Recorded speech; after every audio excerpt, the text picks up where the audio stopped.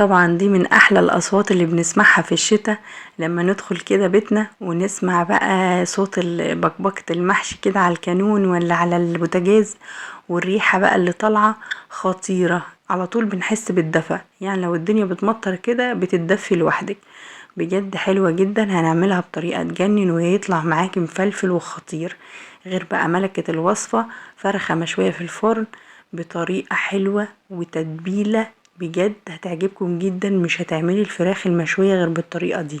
شوفوا بقى المحشي الكرنب كده مفلفل ازاي، والتتبيلة بتاعت الفرخة كده طالعة ريحتها رهيبة.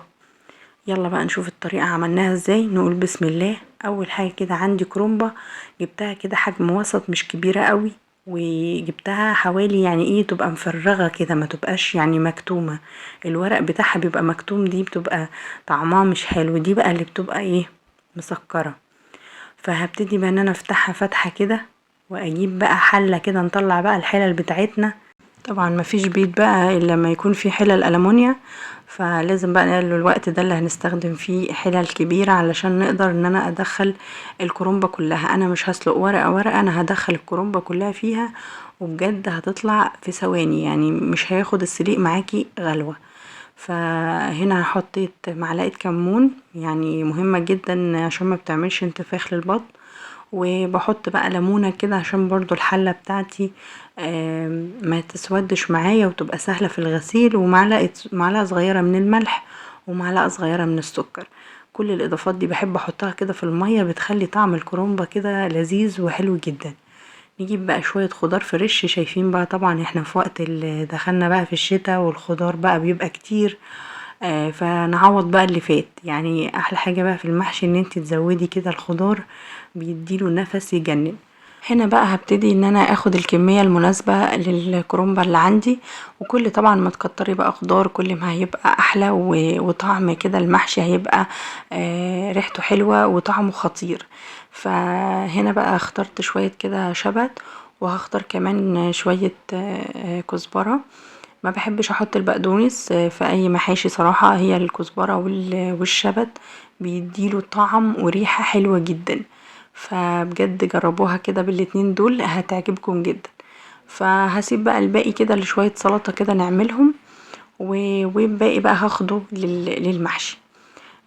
طبعا انا بقى هنقعه بقى في ميه وخل. اي خضار عندنا يتغسل في الميه والخل وشويه بيكربونات وكده لو عندكم ضيفوها. يعني لو خل بس يبقى كفايه، مش مشكله. هيطلع معاكي كده نضيف وحلو جدا، وهينزل كل الرمله اللي فيه ده. لو فيه شويه رمله بسيطه هيطلع. فهنسيبه بقى يتنقع شويه حلوين لحد ما نخلص سلق الكرومبه بتاعتنا. هنا بقى هدخل بقى الكرومبة بتاعتي كده بالمقلوب بالشكل ده. مكان ما احنا فتحنا الكرومبة بالظبط تقوم منزلاها عليها دقيقة كده في ثواني، وهتلاقيها خلاص يعني اتسلقت، لان المية معايا غليت. شايفين اصلا الورق يعني مش مستحمل. فيدوبك كده تقومي قلبة على طول بالشكل ده، وبرضو يعني ثواني كده. بص انا غطست بقى المية كلها جوه الكرومبة، يعني كده خلاص الكرومبة كده معايا اتسلقت، مش هتحتاج حاجة تاني، ولا ورقة بقى ورقة ولا الكلام ده خالص. هي الكرومبة كده هنطلعها بحالها لانها خلاص المية كلها دخلت جواها. شايفين بقى لما بتبقى الورقة بتاعتها مفرغة بتطلع معايا احلى كرومبة. هبتدي بس اوسع لنفسي كده واشيل واحدة واحدة بس اللي احنا سلقناها بالشكل ده، واحطها بس في طبق كده، عشان بعد كده هننزلها على مية ساقعة. يعني مش ساقعة، مش شرط تلج، يعني هنحطها في تحت الحنفية. فهشيل واحدة واحدة كده كده تمام، يعني لحد ما خلاص يعني الكرومبة كلها كده بقى تتشيل.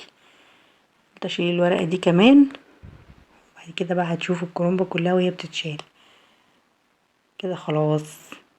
شايفين كده الكرومبة كلها اتسلقت، المية كلها دخلت جواها. لان الكرومبة اللي معايا مش مكتومة، فدي حلاوة الكرومب اللي هو بيبقى مفرغ شوية دوت، بيديكي بقى ورقة ورقة كده، والمية بتدخل فيه بكل سهولة. هنا شايفين الخضار انا كنت نقعته خلاص، وهنا بقى هنزل بالحنفية كده على ورقة من الكرنبال اللي انا سلقتها بالشكل ده. لازم تنزلي عليه ميه ساقعه عشان ما يكملش تسويه، الميه السخنه بتفضل في الكرنب فهيكمل تسويه معاكي، فلازم تنزليه في ميه ساقعه بالشكل ده. هجيب بس المصفى وابتدي بقى ان انا احط ايه، اغسل الورق بتاعي واحطه بقى في المصفى. اهم حاجة بس الكرومبة بتاعتي تاخد درجة حرارة المية كده، يعني تبقى خلاص ساقعة مبقتش سخنة، عشان السوا بتاعها يقف بقى، يعني ما تكملش تسوية وتتهري مننا. فكده تمام قوي، يعني انا خلصت الكمية كلها، هي ما خدتش معايا دقيقة، وكل الكرومبة اتسلقت معانا في ثواني. شايفين؟ هبتدي بقى ان انا لازم اصفيها كويس قوي في المصفى بالشكل ده، كل الورق كده اصفيه. وهنا عندي الخضار انا ركناه اهو على جنب لحد ما ياخد ينضف تماما. طبعا الخضار كان فريش بصراحة، ويعني اصلا مش هينزل يعني رملة كتير لانه نضيف جدا. فبرضو لازم تأكدي على نظافة الخضار ان انتي برضو تحطيه في خل مهما كنتي شايفاه بيلمع قدامك وخضاره يعني رهيب، برضو لازم يتنقع. فخلصنا بقى الكرومبة كلها اهي بالشكل ده، واسيبها بقى تتصفى كويس جدا عشان نبتدي نقطعها القطع اللي احنا عايزينها. فهنسيب بقى الكرومب بتاعنا كده يتصفى كويس قوي من المية، وبعد كده بقى ايه نشطف بقى الخضار بتاعنا من المية اللي احنا نقعناها فيها. وبعد كده بتغسليه بقى تحت الحنفية تاني، يعني ببتدي ان انا راجع عليه اهو، لو في حاجة ناسياها او في اي حاجة شايفاها مش كويسة في الخضار ببتدي ان انا اشيلها. ورقة صفرا ملهاش لازمة بقوم شايلاها برضو. اهي كده غسلناه اهو، شايفين المية يعني هي يعتبر برضو نضيفة عن اي نقع بنشوفه، يعني في خضار بينزل رملة اكتر من كده، فده عشان طازة بقى وجاي من الارض وكده فشكله حلو ونضيف. فكده خلاص ضمنت بقى ان هو ايه نضيف ونزلت بقى كل الحاجات اللي فيه. هبتدي بقى ان انا ايه اغسل الرز بتاعي. في الفيديو ده انا مش سايبالكوا حاجة الا ما وريتها لكم، يعني من غسيل الرز للخضار لكله، عشان تشوفوا الطريقة عاملة ازاي. وطريقة المحشي يعني سهلة وبسيطة، هي بس شوية حاجات كده نحطها على بعض وخلاص يعني وهنحشي. وقت المحشي بس هو اللي بياخد مننا وقت كبير. فاهم حاجة برضو في غسيل الرز، يعني لازم تدعكيه كده في بعضه كويس قوي. طبعا احنا مش عارفين طبعا هما بيخزنوا الرز بأي طريقة او بأي مادة، فلازم ان انتي تدعكي الرز كده كويس قوي لحد ما تحسي خلاص ان المية بتاعته بقت بيضة وحلوة ونضيفة بالشكل ده. طبعا انا ايه هنزل بقى مية كده يعني شوية بشوية. اول ما احس خلاص بقى ان المية بقت بيضة معايا، فكده خلاص الرز معايا نضيف وحلو، وهبتدي ان انا اصفيه. نعمله بقى مرة 2 3، كل ده على حسب نوع الرز اللي معاكي وبينضف بعد قد ايه. هنا خلاص الرز معايا كده بقت ميته نضيفة وبيضة وحلوة. هبتدي ان انا اصفيها بالمصفى بالشكل ده عشان بقى ينزل، انا اهم حاجة عندي ينزل كل المية اللي فيه، مش عايزة احطه في الخلطة وهو فيه اي نسبة مية. ما الخلطة كده بتاعتك بتبقى ناشفة وحلوة وما فيهاش فيها نقطة مية، فبتبقى حلوة قوي في المحشي. بعد بقى ما ورق الكرنب عندي اتصفى كويس قوي من المية، هجيب بقى البلانشة كده وابتدي ان انا اقطع الكرنب الورق عليه. البلانشة بتساعد اكتر ان انت تقطعي الورق بسهولة وبالتساوي، يعني بيطلع معاكي بقى متساوي. لو عملتيه كده على ايدك مش هيطلع مظبوط. فببتدي بقى ان انا اعمله رول بالشكل ده، والقطعة دي انا هقطعها ل4، فانا لا بحبه صغير قوي ولا بحبه كبير قوي، فهيبقى في الوسط كده وهيبقى حجمه حلو. نبتدي بقى نقطع كده يعني ورقة ورقة كده بالشكل ده الحجم اللي انت عايزاه، اللي هنقدر ان احنا نحشيه. ده بقى هيسهل عليك ان انت تاخدي الورقة بتاعتك بسهولة وتنجزي كده المحشي في ثواني، يعني طريقة المحشي نفسها هتبقى سهلة معاكي. فكل التحضيرات دي بتخلي المحشي ما ياخدش معانا وقت. دي برضو الورقة التانية اهيت وشلت العرق بتاعها، وهنا بقى على البلانشة يعني بيبانلك اكتر ان انتي تسويها ببعض ازاي. فبتلفيها بقى بالشكل ده رول، ونبتدي نقطعها. برضو هقطعها على 4 قطع بالشكل ده. وهعمل بقى ايه، اكوام اكوام كده بالشكل دوت، يعني الاخضر بقى لوحده والابيض لوحده. فالفواتح دي كلها طبعا الاولاد عندنا بيحبوها وبيحبوا ياكلوها. الاخضر بقى طبعا الصف الاخضر ده محدش بيهوب ناحيته غير الكبار. ف بنخلص المحشي الاول كده بالترتيب، كل لون كده لوحده. نخلص كمية كمية، وعشان برضو ما تتهريش اعملي كميات كده على بعضها. وعملت شوية اخضر كده لوحده، ده اللي هيبقى الصف اللي تحت، وقطعة كبيرة كده من الاخضر قلت دي هفرش بيها الحلة من تحت. طبعا غير الخضار بقى اللي بحب احطه في الحلة. فهنشوف مع بعض الطريقة. جبت برضو الخضار بتاعي وابتديت ان انا اقطعه بقى ايه قطع صغيرة بالشكل ده. وحاولي بقى صغري التقطيع الخضار، يعني كل ما يبقى اصغر كده وما يبانش كل ما يبقى احلى. فحاولي بقى ان انتي تعمليه صغير خالص. فطبعا لما بنعمله بايدينا بيجرح الايد، فخلينا بس على البلانشة احسن وهيبقى اسهل ليكي بكتير. هنا بقى خلصنا الكمية كلها اهو بالشكل ده. عملت بقى كمية الخضار كلها. نبتدي بقى نعمل التسبيكة بتاعتنا الخطيرة بشوية البهارات اللي هنحطهم بقى هيخلوا المحشي كده في حتة تانية. حطيت هنا معلقتين سمنة كبار بالشكل ده، وبزود عليهم حوالي يعني ربع كوباية زيت. المحشي بيحب الزيت، يعني الزيت ده اساسي. هنزل بقى عليهم كده ب2 بصلة كده فرماهم ناعم بالشكل ده. نبتدي بقى نقلب فيهم. عايزة البصلة كده يعني تدبل بس مع الزيت والسمنة بالشكل ده. بعد كده بقى ننزل بالبهارات بتاعتنا: كزبرة، كمون، فلفل اسود، بابريكا، معلقة قرفة، شوية بقى حبهان كده مطحونين، ومعلقة صغيرة من البصل البودرة، ومعلقة صغيرة من التوم البودرة. ده كده قرن فلفل كده او قرنين نعمتهم برضو بالشكل ده اخضر. بيودي بقى المحشي كده في حتة تانية، طعمه بيبقى خطير. وطبعا اللي متابعني الهريسة اساسي يا جماعة في المحشي. فدي الهريسة الحارة اللي احنا عملناها مع بعض. لو حابين الطريقة برضو قوليلي وانا هنزلها لكم. وهنا بقى ايه كام فص توم كده بنفرمهم بس ناعم كده بالشكل ده. وهضيفهم على البصل بتاعي. طبعا ده بيبقى ايه، يعني بيبقى بعد ما البصلة كده بتاخد اللون الحلو بتاعنا بنزل بقى التوم. نقلب بقى كويس جدا. والطماطم بقى يعني لو عايزاها فريش وتبدأي ان انتي تخدعيها كده على البوتاجاز تمام مع البصلة.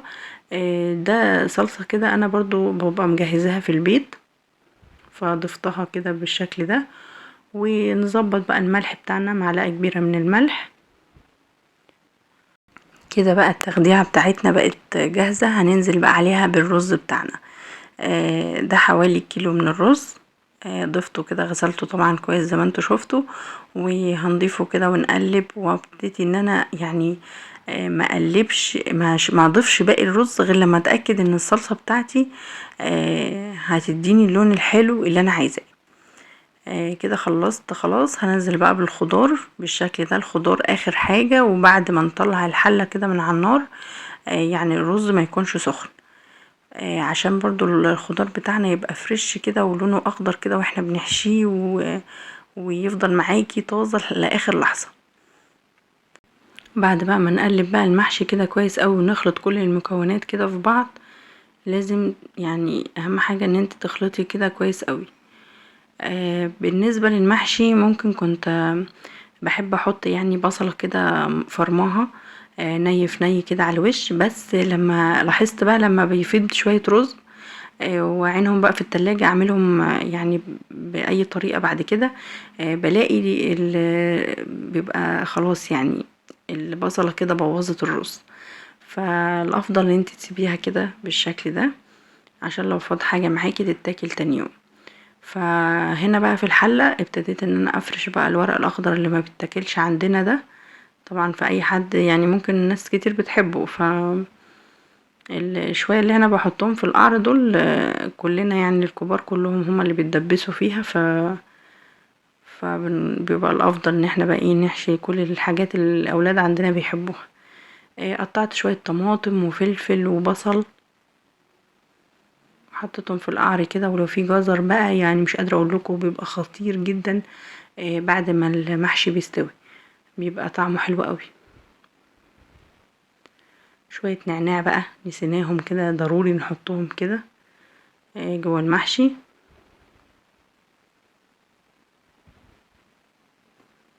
وقلبي بقى كويس جدا ويبقى كده خلطة المحشي. انا طبعا زودت شوية زيت لما لقيته ان هو محتاج شوية زيت وكده الخلطة خطيرة كده بقت معانا ومظبوطة. نركن بقى على جنب ونبتدي بقى نحشي الخطوة بقى اللي الكل ما بيحبهاش يعني. دي بقى فعلا بتاخد وقت مننا كبير، بس لو لقيتيها بقى اتعودتي عليها كده هتلاقيها سهلة جدا. بتاخدي بقى كمية كده يعني على قد الورقة اللي معاكي، وتبتدي ان انتي تلفيها كويس جدا. اتحكمي في اللف يعني عشان الورقة ما تتفكش منك. بتحشي بالورقة المقلوبة، يعني بتمسكي الورقة وتشوفي العرق فين وبتحشي على العرق نفسه، والورقة الناعمة الناحية الناعمة هي اللي بتبقى ايه فوق. فهتلاحظي كده في الورقة ناحية خشنة وناحية ناعمة. هتحشي جوه الناحية الخشنة.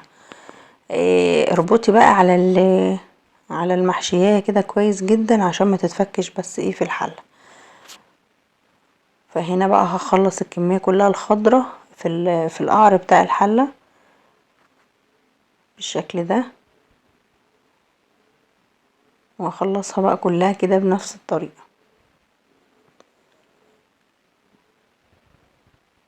شايفين؟ طبعا في ناس بتحب المحشية اصغر من كده كمان فبراحتكم. هنا خلصت خلاص القعر بالشكل ده. هنبتدي بقى نعمل الابيض بتاعنا كده. هنعمل بقى عكس عكاس يعني عشان المحشي معاكي يستوي ويبقى حلو. لازم ترتيب الحلة بيبقى عكس المحشية. يعني هنرص بقى رصة كده يمين، تبدأي ترص التانية شمال بالشكل ده. سهلة وبسيطة وموضوع يعني مش غلبة ولا حاجة. هنمشي برضو بالطريقة اللي انا قلتلكوا عليها ديت، وهنخلص بقى الكمية كلها بنفس الطريقة. ده كام قرن فلفل كده حراقين ابتديت ان انا احشيهم واحطهم على وش الحلة. يعني هما بيبقوا رفيعين شوية في الحشو بس بيبقوا لذاذ، يعني بيديكوا بقى ريحة كده خطيرة في المحشي. هنا بقى بعد ما نخلص بقى شوية الفلفل اللي احنا حشيناهم كله بقى، يعني مش لازم ان انت تنزلي الرز اللي جوه الفلفل بيبقى رفيع جدا فمش هتقدري ان انت توصلي له. هي مجرد بس نكهة كده بنزودها كده للكرنب بتاعنا. خلصت بقى الكمية كلها بالشكل ده. نركن بقى الحلة الحلوة دي على جنب لحد ما الشوربة عندي تغلي عشان ابتدي اصبها على المحشي. هبتدي بقى ان انا اتبل الفرخة بتاعتي كده اللي هندخلها الفرن. سهلة جدا التتبيلة ديت ومش بتاخد منك اي وقت، وكمان مش بنتبلها يوم كامل ولا حاجة. فانا هنا فرمت بصلة ناعمة جدا، وابتديت ان انا ضفت عليها معلقة من القرفة، معلقة فلفل اسود، ومعلقة ملح. ببتدي اقلب كده البصلة كويس قوي مع الخلطة الحلوة دي بالشكل ده، واجيب بقى الفرخة عروستنا بقى النهاردة. اجيب بقى البصل كده، انا فتحت بس الجلد من الصدر، وابتدي بقى ادخل البصلة كده جوه الفرخة بالشكل ده. التتبيلة دي بقى هي اللي هتسوي معايا الفرخة وهتديها النفس الخطير. زي ما قلتلكم مش هتقعد يوم ولا حاجة، ده هي على طول بس هنتبلها وهندخلها الفرن. فدي من اسهل الطرق لشوي الفراخ. بدعكها بقى كده كويس قوي بقى، لا بتشمي ريحة زفارة في الفرخة. طبعا احنا نقعين الفرخة برضو ومنضفينها فمفيش الكلام ده خالص. هعمل بقى الحشوة برضو حشوة بصل مخرطة البصل بقى يعني خشن شوية عن المرة الاولانية. هنزود بس على البهارات بتاعتنا حاجتين اتنين. اللي هما معلقة سكر ومعلقة اللي هي حبهان مطحون، والقرفة زي ما هي والفلفل الاسود والملح. هقلبهم بقى كويس جدا بالشكل ده، واجيب بقى الفرخة بتاعتي الحلوة ديت وادخل بقى جواها مرتة البصل بالشكل ده. الفراخ بالمرتة طعمها خطير، لازم تجربوها بجد تحفة. فغير كده كمان ما بتديش كده زفارة للفراخ ولا اي حاجة. هبتدي اقفل بقى الرجول كده، نربط بقى الفرخة بتاعتنا كده، ارجع بقى الجناح ده ورا كده واظبطها كده على دخول بقى الفرن. دي عروستنا بقى النهاردة، لازم كده نزوقها ونظبطها عشان تطلع معانا شكلها حلو ومتظبط كده وخطير.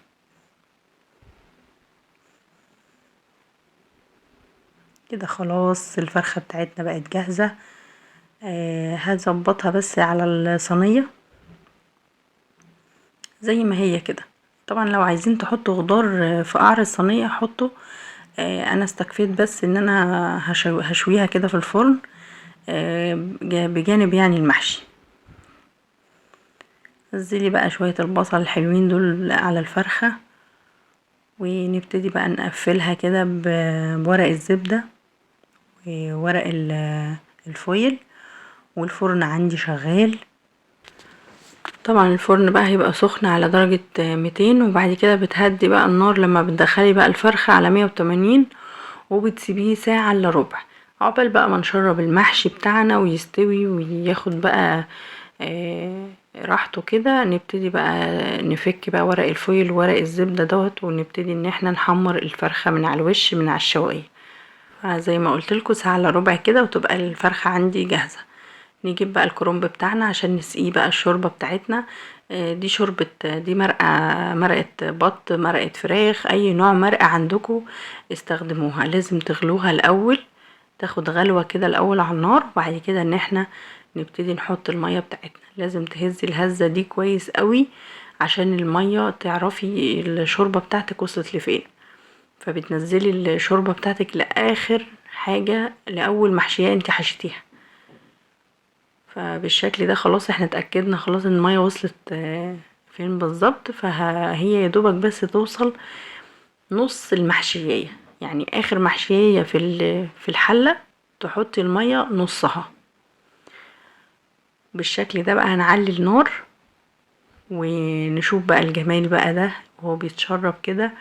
اول ما تلاقي بقى الشوربة عندك اتشربت كده خالص بالشكل الجميل ده، ننقله بقى على عين تانية او نفس العين. المهم تهدي النار على العكس تماما، وتوطي بقى عليها خالص، وتقومي ايه سايباها بقى متغطية تتشرب براحتها لحد كده ما المحشي يستوي كله ويبقى كله سوا واحد بالشكل ده. انا عايزة بقى العرايس الجداد يجربوا الطريقة الحلوة دي.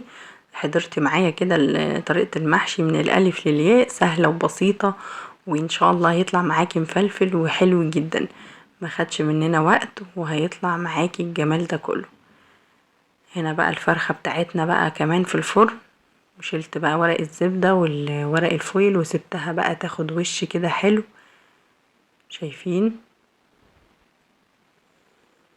طبعا اللي بيحب يدهنها برضو صلصة ولا حاجة بيقوم حاطط برضو شوية صلصة كده على الوش. هي كده خدت التحميرة المطلوبة. وهنا خلاص المحشي معايا استوى بقى بالجمال ده كله. شوفوا اللهم بارك ما شاء الله، الحاجة طالعة تحفة وخطيرة. يعني اعزمي بقى براحتك، اعزمي كده وانتي بقلب جامد. شايفين المحشية كده بتنزل مش معجنة، الواحدة بوحدتها، والرز مستوي والورقة مستوية. نحط بقى الفرخة بتاعتنا اللي شويناها دي اللي ريحتها تجنن في وسط المحشي كده، وقدمي بقى وابهري ضيوفك بأحلى محشي وأحلى فرخة. شايفين؟ هنحط بقى الصوص كده البصل اللي اتكرمل معانا شوية خضار، وقدميها بقى ودايلي خطيرة. شوفوا بقى الجمال كده، يعني الفرخة بتغني من اللي هي فيه، حلوة جدا بجد. جربوا التتبيلة الخطيرة دي مع المحشي بقى الكرنب كده، طعم تاني خالص، مقولكوش بقى على الجمال. يعني هي شكلها اصلا لوحدها كده يعني يفتح النفس. شايفين بقى صابع الكرنب كده مفلفل وخطير ازاي، مش مهري، والسوا مظبوط جدا. الفرخة هنا بقى صدر الفرخة رهيب، طرية من جوه، مستوية كلها، والريحة بقى يعني مش قادرة اقولكوا خطيرة، قلبت البيت حرفيا. فاعتمدي بقى الوصفة ديت من احلى الاطباق في العزومات، اساسية طبعا محشي الكرنب مع بقى الفرخة الخطيرة دي بالمرتة اللي جواها.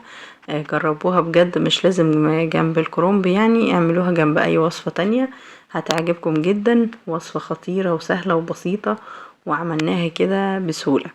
طولت عليكم انا عارفة، معلش، بس عشان كنت ناس كتير طلبت مني طريقة المحشي، فحبيت ان انا اقولها لكم كده من الالف للياء وتطلع معاكم زي ما انا عملتها بالظبط.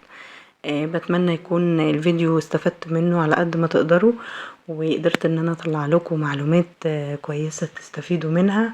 ويلا بقى طلعوا الشيف اللي جواكم واعملوا احلى وصفة محشي مع فرخة مشوية هتطلع معاكم تجنن بالشكل الجميل ده. يلا جربوها وقولوا لي رأيكم، مستنية رأيكم الجميل اللي بيشجعني دايما. ولو الفيديو عجبكم ما تنسونيش في اللايك والاشتراك وشير كتير عشان الكل يستفاد. اشوفكم على خير ان شاء الله في وصفات احلى واحلى. كان معاكم هند سليم، اشوفكم على خير، باي باي.